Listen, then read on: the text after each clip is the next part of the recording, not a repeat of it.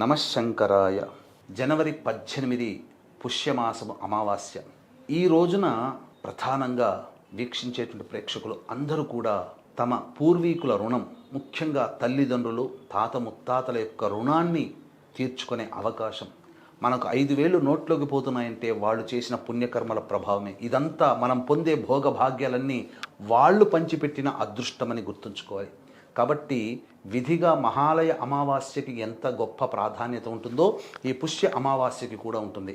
కాబట్టి ఎవరైనా కానీ మనకు శాస్త్రంలో చెప్పబడినటువంటి నదీ తీరంలో కానీ సాగర సంగమ ప్రదేశంలో కానీ ఎవరైతే పెద్దల కోసమే పిండ ప్రదానము తర్పణాది కార్యక్రమాలు చేసి వస్త్రదానము చేస్తారో ఈ వారి యొక్క పైన 21 తరాలలో పితృదేవతలు అందరూ కూడా ఎవరైనా రౌరవాది నరక కూపంలో పడి బాధపడుతుంటే వాళ్ళందరికీ కూడా స్వర్గాధిపత్యము పొందే పుణ్య ఫలితాన్ని ఈ వారసుడు అందించిన వాళ్ళు అవుతారు. ఇంతటి అవకాశాన్ని ఎవ్వరూ మిస్ చేసుకోకండి. జనవరి 18 పుష్యమాసము అమావాస్య రోజున అవకాశం ఉంటే మీరు చేయండి. లేకపోతే మీ తరపున సుప్రసిద్ధ మహిమాన్విత కాశీక్షేత్రంలో గంగా నదీ తీరంలో బ్రాహ్మణులని కర్తగా పెట్టి మీ తరపున పిండ ప్రదానము తర్పణాది కార్యక్రమాలు చేయించడం జరుగుతుంది.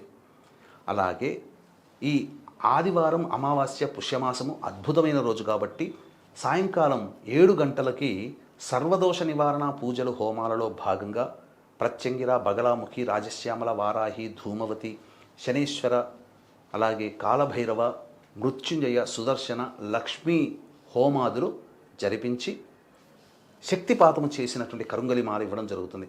అవకాశం ఉన్న వాళ్ళు సాయంకాలం 7 గంటల లోపల జనవరి 18 ఈ లోపల స్క్రీన్పై కనిపిస్తున్న నెంబర్కి కాంటాక్ట్ చేసి మీ గోత్రనామాదులు నమోదు చేసుకోవచ్చు.